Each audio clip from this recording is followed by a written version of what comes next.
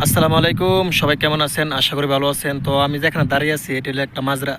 এটি হলো আমার কফিলের মাজরা, মানে লোক দিয়া করাই। ঠিক আছে, আমরা কাজ করি আমাদের কফিলের কোম্পানির মধ্যে, কিন্তু এখানে লোক দিয়ে কাজ করাই। দেখেন আমার পিছনে, ওই দেখেন পিছন দিয়ে মানে লোকেরা কাজ করতেছে। ঠিক আছে, মাজরার মধ্যে এরা সবাই হলো বাঙালি।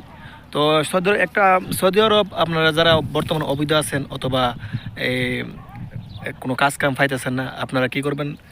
বেশিরভাগই মরুভূমির সাইড দিয়ে মানে মাজরা থাকে।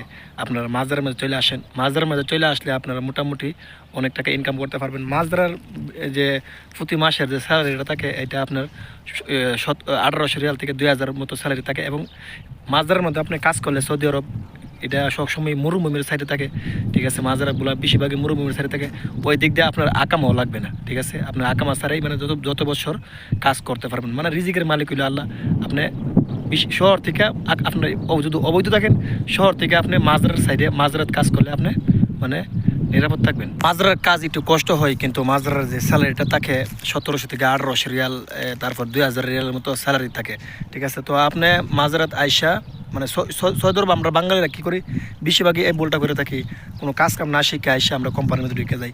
তখন ঢোকার পরে আমরা কী করি, স্যালারিটা থাকে 1200, 1000, 1200 রিয়াল স্যালারি থাকে। ঠিক আছে, কারণ স্যালারিটা কম হওয়ার একটাই কারণ, আমরা কোনো কাজ জানি না, কোনো মানে কাজ শিখে আসি না। ডাইরেক্টলি আমরা কোম্পানি ঢুকে পড়ি, অথবা ডাইরেক্টলি কোনো দালাল ধরে আইসা পড়ি, আইসা আমরা ফাইসা যাই, বছর শেষে আকামা এক্সপায়ার হয়ে যায়। ঠিক আছে, বিভিন্ন ধরনের বিপদে আমরা পড়ে যাই। তাই আমি মনে করি সৌদি আরব এখন বর্তমানে যারা অবৈধ আছেন, আপনারা মাজরার সাইডে আইসা পড়েন, মাজরার সাইডে আইসা মাজরাত কাজ করেন, তাহলে আপনারা মোটামুটি ভালো অঙ্কের টাকা ইনকাম করতে পারবেন। আর আমি যেখান থেকে ভিডিও করতেছি এটি হলো সৌদি আরব তাবুক। ঠিক আছে, সৌদি আরব তাবুক থেকে ভিডিও করতেছি। এটি হলো মানে সৌদি আরব তাবুকের একটা মাজরা। তো আর আমি তাকিও সৌদি আরব তাবুক, আর এই মাজরাটা হলো আমার কফিলের মাজরা। এটার মধ্যে বিভিন্ন ধরনের সবজি চাষ করা হয়, ঢেঁড়স, তারপর ডেঙ্গা, তারপর লাল শাক, মানে বাঙালি যত ধরনের সবজি করে সব ধরনের সবজি এই মাজরার মধ্যে মানে করা হয়। সবাই ভালো থাকবেন, সুস্থ থাকবেন, ইনশাল্লাহ নেক্সট কোনো ভিডিও দেখা হবে।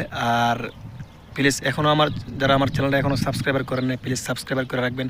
আর যারা ফেসবুক থেকে দেখবেন, প্লিজ সবাই ফেসবুকটা ফলো দিয়ে রাখবেন। তো সবাই ভালো থাকবেন। আসসালামু আলাইকুম ওয়া রাহমাতুল্লাহি ওয়া বারাকাতুহু।